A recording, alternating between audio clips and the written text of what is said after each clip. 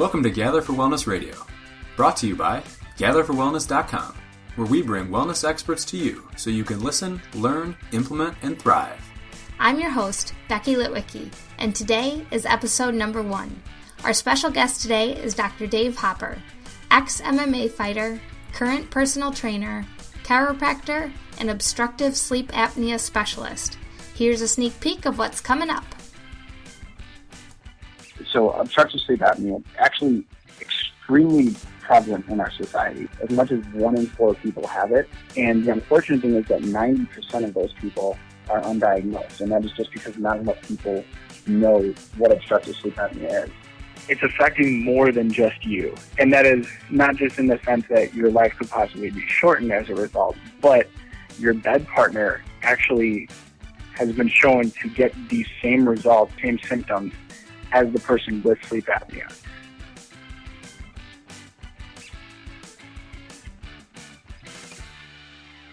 So welcome to the show, Dr. Dave. Thank you very much for having me on. We're so excited you're here. So I'm going to share a little story about Dr. Dave and myself. We actually both went to Northern Illinois University together for our undergraduate degrees, and I kind of always knew Dave as the class clown, came in with a few black eyes, and he was always a fun guy to have in class with you. And then we kind of parted ways after school, and a few years later I was working for a chiropractor, and one day this super familiar guy comes walking in like he knows my boss, and I couldn't figure out what was going on, and then finally pieced it together that this was Dave, and we had gone to school together, and turns out he was actually being mentored by my boss, who is now my mentor, and I learned that he was in chiropractic school and studying kind of beyond what we had studied in our undergrad program together. So it was really cool to learn about that, and we've kind of kept in touch since then, and now we've both been able to support each other in a few of our business ventures, so it's been super fun. So Dave, can you tell us a little bit more about your whole story when you decided to be a doctor and all that kind of stuff? Yes, most certainly I can. And yes, that has been great reconnecting with you after college as well. So yeah, I guess as far as the path to me becoming a doctor was, I always wanted to be a doctor my entire life. Wanted to do that since I was little, and I always had this formula in my head that, you know, if you treated your body good, it would heal itself. And anyway, never really understood what chiropractic was until I was in high school and I actually met Dr. Greg Schulte, who you were referring to earlier. Yeah. And he introduced me to chiropractic, told me what it was all about, and I fell in love with that and thought, wow, there's actually people out there who think like I do and, you know, don't think that drugs and surgery need to be the first call. So I decided I wanted to be a chiropractor. I graduated high school early, actually, and started my pre-med degree, which, as you know, because we went to college together, didn't last very long. And that is because I started fighting professionally, and switched to kinesiology, exercise science, as my major, and then fought professionally as an MMA fighter for about 4 years, and broke my hand 5 times, and then decided that it's probably time to go back to school. So I continued on my venture into chiropractic, where I find myself now. Awesome. So where did that, like you said, you kind of had this formula for health and wellness from early on. Where did that come from? Is that something from your family, or you just have innate intelligence? You know, I guess that's a good way to put it. It was nothing that my family taught me per se. My mom and dad were always very health conscious. My mom, big marathon runner, and my dad was always into lifting weights. He referred to himself as a bodybuilder, although you know, I don't believe he ever competed or anything. So exercise is, yes, exactly. So exercise has very much been a part of my life since I was little. And honestly, my parents just happened to eat fairly healthy. It wasn't like they were ever on any kind of diet. It wasn't like they ever told us not to eat certain things. It was just, that's what was available at our house, just happened to be halfway decent foods. And, I always thought it was just exercise. And then, as I grew, I learned that eating pretty healthy also helps the body. So that helped formulate my little formula, which is diet and exercise and, of course, chiropractic and now sleep and all the other things that I added in there. Awesome. So while you were doing your little MMA tour, I think you took a detour in your business route too. You came up with a pretty cool product, right? Yes, I did. And yes, that was while I was fighting. I invented Power Punch gloves, which is a fitness product, originally designed to help increase punching strength and power, punching speed and power rather, for fighters. And then it was found that fighters have no money. So so back to chiropractic. Yes, and actually the product did all right. It's actually still used in a lot of group aerobic settings. Awesome. And that kind of is where it kind of hit. But yeah, I left that one and actually left the company in somebody else's hands when I went back to chiropractic school. Good plan. All right. Well, you mentioned that sleep is kind of a newer, maybe part of that magic formula. And I know that you've done some awesome study on sleep and specifically obstructive sleep apnea in your time at chiropractic school. So can you tell us a little bit more, like, what is obstructive sleep apnea and why were you so intrigued by it? Okay. So first of all, the why, it's kind of a twofold thing. When I can't remember, I'd say maybe 21 years old, I was getting some really weird phone calls from my dad one night, and it was like, 3 or 4 in the morning, and all I could think is like, why doesn't he stop calling me? Like, I want to sleep. Right.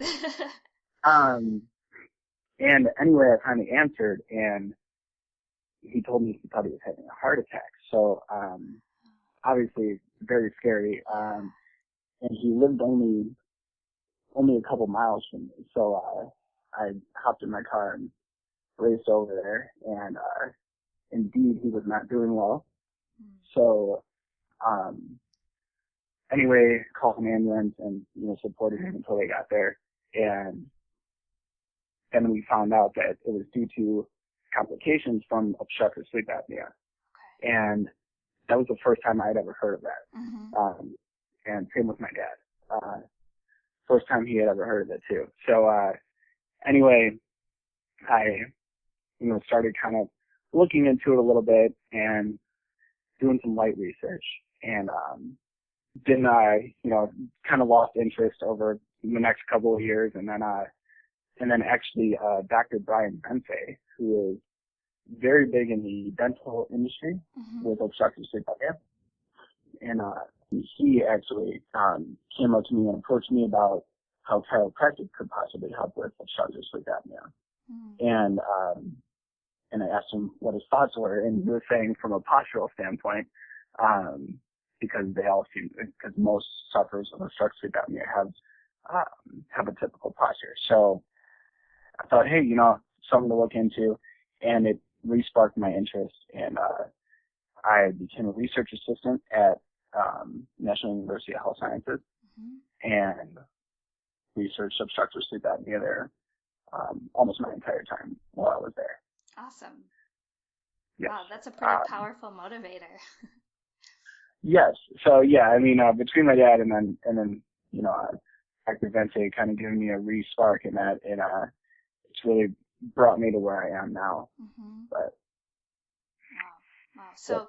So what actually is obstructive sleep apnea? I know you mentioned your dad really had no idea, and he apparently, is it something that just comes on all of a sudden, or are there warning signs? No, so it is definitely not something that comes on all of a sudden. So obstructive sleep apnea, to start, it's actually extremely prevalent in our society. As much as 1 in 4 people have it. And the unfortunate thing is that 90% of those people are undiagnosed, and that is just because not enough people know what obstructive sleep apnea is. Wow. And what it actually is a physical obstruction of the airway, which leads to lack of oxygen, which causes a whole sympathetic cascade, which I'll get into here. Yeah, so as far as it coming on suddenly, no, it's more of something that comes on over time. It starts with a small, can be a small obstruction at first that steadily grows and becomes a larger obstruction, and that can be due to lifestyle. So, it can be excessive tissue, loss in tone in the tissues, a tissue that swells up, inflammation in general is a big factor. But bottom line is no, it's not something that's just going to come on. One day you don't have it, and the next day you do. There's a lot of warning signs leading up to it, which we can definitely get into some of the signs and symptoms if you are ready for that. I'm totally ready. Bring it on. Okay, so some of the most common things that you would see with OSA for somebody during the day is excessive daytime sleepiness is like number one. So, everybody's tired every day. I mean, I get up early, so I'm tired every day for sure. But is it beyond the usual? Are you noticing that you're having a hard time staying asleep? Staying asleep. Are you noticing that you're having a hard time staying awake? Yeah. In situations that are just low stimulus? So, like, if you're in a meeting at work, are you falling asleep? Are you drifting off? Okay. If you're a passenger in a car, are you drifting off, falling asleep? While watching TV or movies, do you often fall asleep? Things like this are very common, and the really scary one is while you're driving, are you falling asleep? And that's actually increase in automobile accidents as a result of obstructive sleep apnea are very high. Well, you mentioned that 1 in 4 people, right, have obstructive sleep apnea. So to have that many people driving around, that's a little frightening. It is very frightening. Yes, it definitely is. Yeah, people who are, and what they say, being tired while driving is almost the same thing as being drunk while driving. But then other common daytime things is lack of cognitive function, mouth breathing, headaches, especially in the morning, and then a band formation around your head, jaw pain, dry mouth, chronic sinusitis, rhinitis, and erectile dysfunction. And those are just some of the most common daytime symptoms. And then we talk about symptoms that you get while you're sleeping, and that would be snoring, of course, is the big indicator. And snoring in itself actually is quite an issue. Snoring actually just on its own increases your chances of stroke just due to the vibration. It actually vibrates the arteries in the area and can not only cause stiffening but breakage of the plaque formations in the arteries. Of course, can lead to stroke.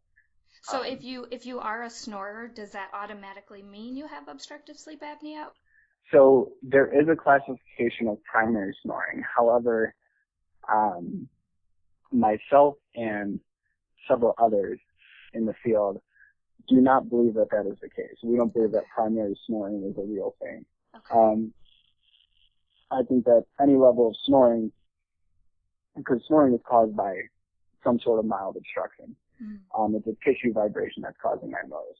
So any level of snoring is a level of obstruction. It's just how bad is it, and eventually will all snoring progress to what is medically deemed as obstructive sleep apnea? Possibly, but at least I would say that primary snoring would be also considered sleep disordered breathing, which is technically anything. If you have under 5 events per hour, you technically don't have obstructive sleep apnea. So that's if you wake up less than 5 times an hour choking, you don't have obstructive sleep apnea. But I mean, in my opinion, if it happens once in You're an hour, obstructed, right? yeah, I mean, and that seems to be a pretty big deal. And they'll call that, just upper airway resistance syndrome or sleep disorder breathing. So it's, in my opinion, it's all a big deal. Yeah, something to pay attention to for sure. It sounds like. Yes. But some other interesting things that happen at night that people, again, think are normal, just like snoring, most people think is a normal thing. Mm-hmm. Waking multiple times to urinate is another big sign. Grinding your teeth at night, which is something that your dentist might alert you of, or your bed partner. Mm-hmm. Acid reflux is another big thing. And then, of course, waking at panic or sweating. And some of the best reports are from what your bed partner might tell you, such as if they notice that you stop breathing while you're sleeping, if they notice that the snoring stops. And then finally, at the doctor's office, there's some typical signs as well. High blood pressure is the number one correlated thing with obstructive sleep apnea. Wow. So there's really kind of like a full range. Like it's not like, just things that you would notice maybe in like your chest, say, or something like that. There's like your whole entire body is affected, it sounds like, right? Oh, definitely. Yeah. No, it is not at all just a breathing thing, because when you actually have the obstruction happen, which, like I said, I get into the sympathetic cascade that happens. Mm-hmm. Here we go. Let's do it. So when you actually have an obstruction, what happens is your oxygen saturation level drops in your blood, and that causes the whole sympathetic cascade. And within that, what happens is you get epinephrine will be released. And of course, that's going to stiffen your arteries, increase your blood pressure and your heart rate. You get cortisol released, which is going to dump sugars out into the blood. That's a stress hormone, right? You shouldn't have that happen when you're sleeping. No, you should not have that happen. Exactly. Yep. Okay. And then from the actual blockage, also you get a negative pressure that develops in the chest, which causes GERD, which leads to the acid wear on the teeth and our mammalian response when something is in the mouth, which is to grind our teeth together. So all of that's happening while you're sleeping. So that leads to all of these problems, such as weight gain that, for no apparent reason, and it's difficult to lose. You get your elevated blood sugar, of course, leading to diabetes. You get TMJD, or temporomandibular joint dysfunction, worn teeth, excessive cavities, and those things are all very much related. Yeah. So you said that 90% of people are undiagnosed, right? Yes, that is correct. So how would somebody go about getting diagnosed? So what I do here is I run a 3-night pulse oximeter test. So you take that home with you, and it's basically a wristwatch that you would wear. Mm-hmm. And there is a little finger grabber guy. Can't remember the technical term for it right now. That's all right. Finger grabber's good. So you wear that on your finger, and a finger probe. There you go. And you wear that on your finger. You measure it over the course of the night while you're sleeping. And what we can see from that is where your blood oxygen levels drop. Okay. And then we can also see the correlated heart rate spike that also comes along with that. And then we can see how many times that's happening in an hour. And also throughout the night, how many times it's happening overall. We get a nice little report back from that. And over the course of 3 nights, of course, we can find if there's an average on, if there's anything like alcohol or high stress related to it, of course, too. And then if necessary, we can send in for a full night polysomnograph, which is actually sleeping in a lab, which isn't all that much fun. But we can definitely send you in for that. And then based on that, they can actually give you a full diagnosis. But regardless, you can begin treatment even just after the pulse oximetry testing, which I would do here. So that sounds really awesome. I know my dad has kind of gone back and forth with whether or not, he has obstructive sleep apnea, and I know that sleeping in a lab is always, it's so different from what you're used to that you have to kind of wonder if you're getting real results, or how comparable the results are. So it's pretty awesome that they can do it in home. Do you think, I'm just curious, like, with all like the Fitbits and the sleep technology and stuff, is there any maybe like signs or something that you could look to those type of things for that would maybe clue you in even more? So the Fitbits and those that do that they say that they track sleep, yes, they are a good indicator, and yes, they are good to use to a point. The caution that you have to bring with those, which is the same with any in-home sleep test, is that it's not actually tracking time of sleep. It's just tracking the time that you go to bed, and then to the time that you wake up. So, that's not actual sleep time, and that's just simply because it's not measuring brain waves. But with the Fitbit type products, they're just measuring movement. So when you lay down to bed, everybody rolls a little bit, and they consider that an awakening on their technology. So it doesn't necessarily correlate with a drop in blood oxygen levels or a spike in the heart rate or anything like that. Oh. So yes, it can be an indication because excessive limb movement is definitely a sign of obstructive sleep apnea, but is it a for sure sign? No. Okay. So cool. Awesome. All right. So now that we know how to figure out if we have obstructive sleep apnea, what are some conventional treatments? And then we'll get into what your approach to OSA is. Okay. Excellent. So your typical treatment, and the most popular that people would know of, is the continuous positive airway pressure. And that is a machine that you have on your bedside, and you wear a mask over your face, or there's nasal cannula that you can use as well. And that basically forces air down your throat while you're asleep. So it forces your airway to stay open. And yeah, it doesn't sound like the most comfortable thing, No. but that is the best treatment out there right now. And let me restate that. Second best treatment out there right now. No, but it really does have some amazing results, and it saves people's lives. It is awesome. The only problem with it is that there's very poor compliance. People don't like wearing it. They're embarrassed of it. There's stigma around it. And I'm sure it can't be the most attractive thing to sleep next to. And it in itself has a lot of side effects too, which is unfortunate because actually, in the first year alone of treatment, if you change nothing else except for starting to use a CPAP machine or any therapy for that matter, you can see a loss of up to 20 pounds in that first year. Wow. That's incredible. Yeah, I mean, they're excellent at what they do. Yeah. It's just, it's unfortunate that it's not addressing the real issue. Right. It's emergency medicine. Really. Yeah. So it's giving you the oxygen that you'd otherwise be missing out on, right? But what happens then if we take that away? That I assume that's not helping to correct any of the reasons that you're having the obstruction, right? Exactly. No, it is not correcting any of the underlying issue. It is just giving you a temporary fix.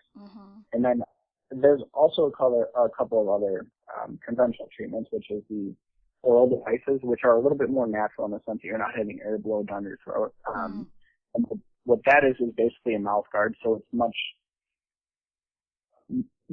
smaller device, much easier to use. But those as well, what they do is it pushes your lower jaw forward, which in turn opens your airway, lifts your tongue away from the back of your throat so that it's not causing an obstruction and it's holding that airway a little bit further open. Then there's also surgery, which is an option. And unfortunately, surgery has very mixed results. And as far as long term, most people end up not being much better than they were prior to the surgery, which is very unfortunate. Yeah, absolutely. With the surgery, what are they looking to do? Like, what's the goal of the surgery? So with children, which is something that I do want to mention, it is actually very prevalent in children as well. Really? Yes. In fact, there was one study out there saying that that any kid with ADHD or behavioral disorders, for the most part, should be screened for obstructive sleep apnea. Oh, wow. Because that kind of comes on as that's how they express it daytime. Yeah. With disorder. Okay, so the surgery for children, what it'll mostly be is a removal of the adenoids or the tonsils, because those tend to be enlarged. And then for adults, a lot of times it'll be the uvula that they go after, or it can actually be some of the excess tissue in the throat itself. Oh, wow. And another thing to mention here too is that now if the obstruction is between basically the tip of the nose and the nasopharynx, which is the back of the throat behind the nose. In those situations, there is nothing else that can be done besides surgery. So in those situations, yes, surgery is absolutely necessary, and that is the only thing that that can really be done to address those issues, to my knowledge anyway. Okay, so those people do they have better success rates then? Because I know you said the others tend to not.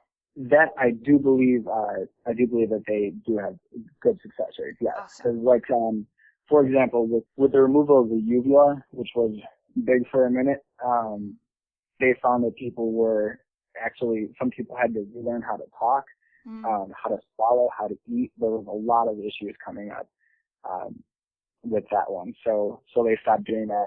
Tongue ablation was another one, which just doesn't sound fun. No. I think I cringed a little when you said that.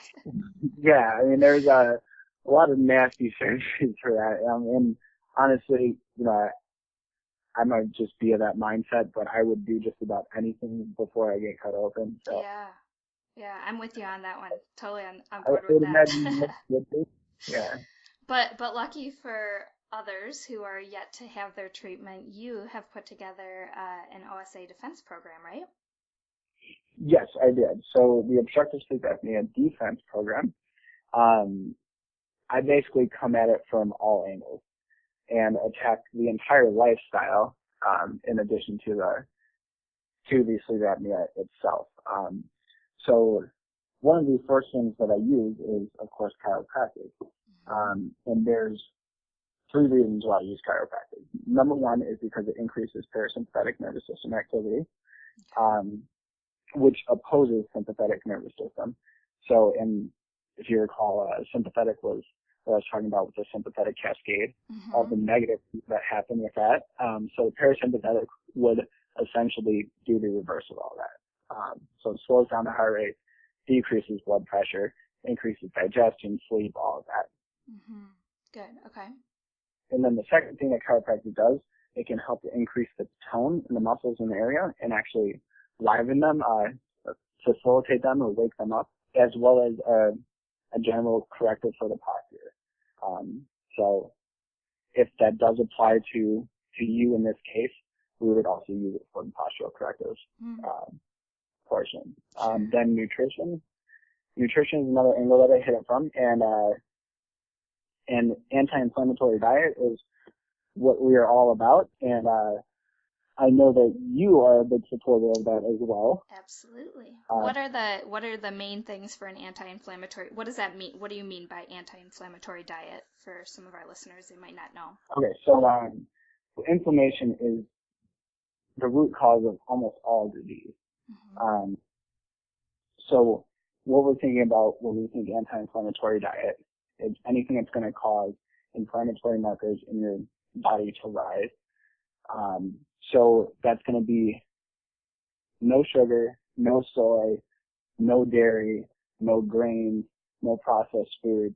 And am I missing some there? No, I think you got it. It's kind of like a paleo type approach, right? Exactly. Paleo is anti-inflammatory. They are essentially synonymous.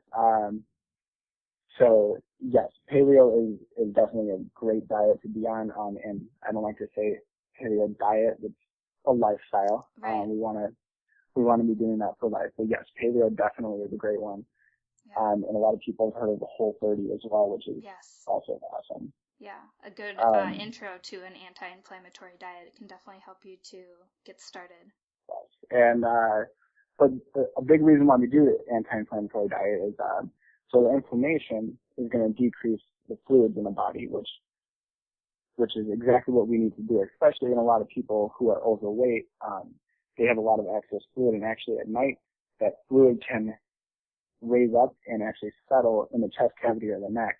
And a real interesting phenomenon that you see is people with obstructive sleep apnea, some of them, if you measure their neck circumference in the morning and then again at night, it's actually bigger in the morning because all that fluid shifted headward while they're sleeping, and that in itself, it decreases the tone in the tissues in the throat. Yeah. And adds to the obstruction. Okay, awesome. So we have chiropractic, nutrition. What else? We have general fitness, so exercising in general, and that, in my opinion, is the best thing that you can do for your body aside from eating healthy. Okay.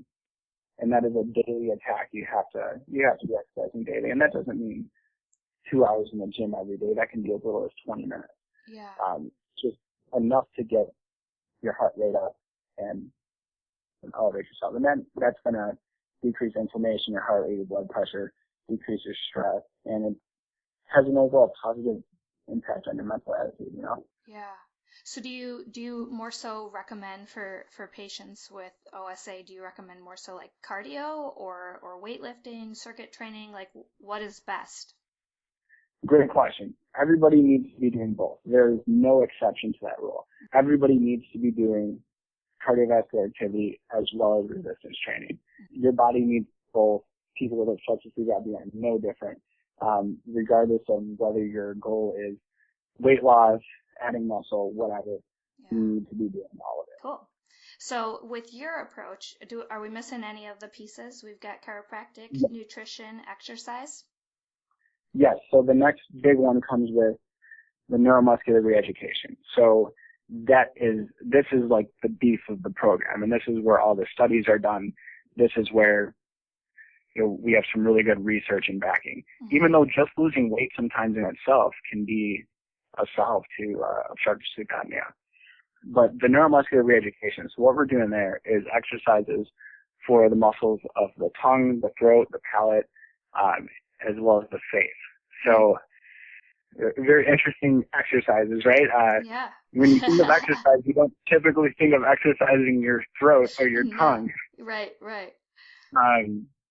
But these exercises have been very well proven to decrease the symptoms of obstructive sleep apnea. Actually, a good portion of people are able to completely get rid of their CPAP machines and entirely resolve the sleep apnea issue just from doing these exercises. Wow. That's awesome. So that is one big thing that we work on. And then we also address other issues like posture if needed, ergonomics, and breathing properly as well. Cool. So your defense program, is that then something like, is it possible to completely like eliminate obstructive sleep apnea, or is it kind of something once you have it, you're always like, it's always kind of something that you might have again? No, it is completely possible. Well, I shouldn't say 100% of the time, but a good percentage of the time it is something that we can completely eliminate. Awesome. But again, it's rearranging your entire life. It's redoing your entire lifestyle. It is not just pharyngeal exercises. Right. It's not just changing up your diet. It's all of this stuff, and you're going to have to do this the rest of your life. But what's the alternative?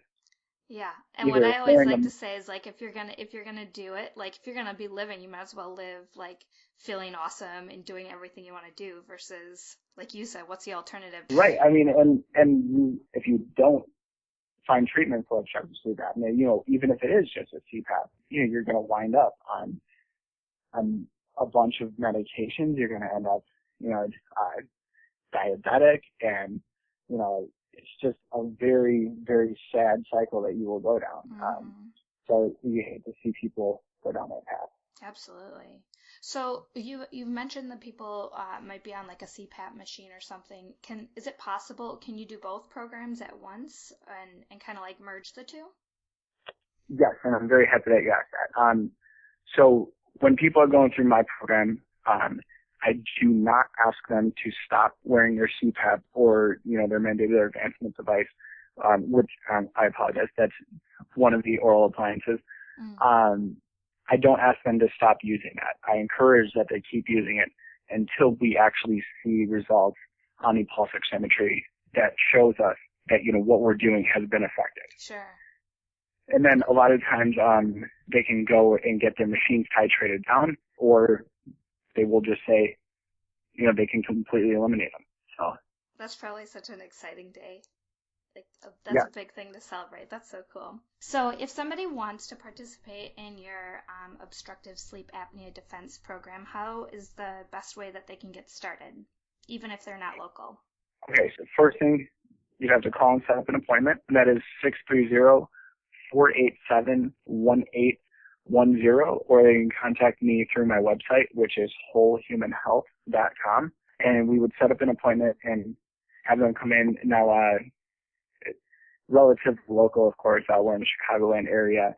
By all means, you're welcome to drive even further, but eventually we will have an online program as well. Sure. Then we'd set up a consultation, and I would essentially tell you if I think I could help out your case, because there are some cases that we will not be able to help. And then we would send you home with that 3-night pulse oximetry testing like I was talking about. Yep. And then after that, we can dive right into the program if we do not need to send you for further testing. Awesome. Very cool. Well, this has been also very insightful. It's always been kind of like you said, something I've heard about but not really known a whole ton about. So any last little bits of information you want to leave with us for that part? Yes, I definitely do. And I forgot to mention that for those of you, not considering doing treatment still, it's affecting more than just you. And that is not just in the sense that your life could possibly be shortened as a result, but your bed partner actually has been shown to get the same results or the same symptoms as the person with sleep apnea. Really? Yes. So if you are sleeping next to somebody who is a chronic snorer or has sleep apnea, you will actually end up with the same symptoms. And that is just due to simply the sleep fragmentation, because every time they're waking up, you are also waking up. Sure. And again, it's not something that you're conscious of. There's people with sleep apnea who will wake up over 100 times an hour and have no idea that they woke up at all. Holy cow. And that cannot be restful. In no way. Sleep is so important, right? We gotta regenerate and heal, and we can't do that if we're waking up. No, definitely not. Yeah, I just saw a guy this morning who was he had over 67 awakenings per hour, or 67 minutes average. So it is absolutely crazy, but but that is it. So that's something to keep in mind, though. It's affecting more than just you. Yeah. Very interesting. So that almost makes it like 2 in every 4 people could have symptoms of sleep apnea, right? Yes, you and your bed partner. Yeah. Yep. So if you're not willing to seek help for yourself, do it for your bed partner. Yeah. All right, Dr. Dave, if you had just 5 minutes to create better wellness for yourself, what would you do? I really like that you put this question in there, and I had to think about it because I was thinking, well, would I make myself a salad? Would I, do 100 burpees? I don't know. And you know what? Ultimately, I think I would sit and breathe and do some breathing exercises, some meditation, and just rejuvenate myself with some positive thinking, which I totally love that. globally great effect on my body, right? Absolutely. Get the oxygen in. Well, I'm so happy that you joined us today, and I'm so grateful for all the wisdom that you've shared, and we'll be sure to include your contact information for people to seek your help. Hope to talk to you again soon, Dave. All right. Sounds great. Thank you again so much for having me on. You're welcome. Thank you so much for joining us for today's episode of Gather for Wellness Radio with Dr. Dave Hopper. We'd greatly appreciate if you'd leave a review over on iTunes. And don't forget to share this episode with your friends and family and on social media. We hope you'll join us for our next episode. But until then, keep being awesome.